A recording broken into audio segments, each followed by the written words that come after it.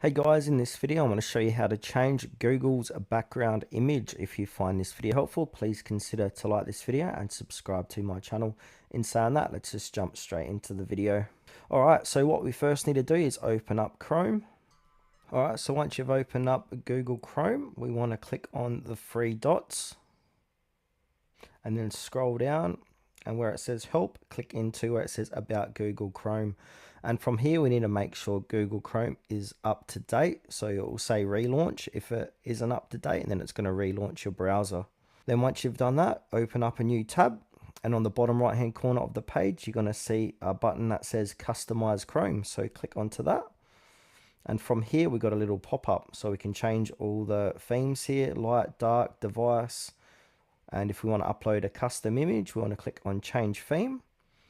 And again, we can we've got some more pictures here we can use. We can visit the Chrome web store. But if we want to upload a custom image, you're going to click on upload an image. And now I'm just going to upload this picture of a waterfall, and there you go.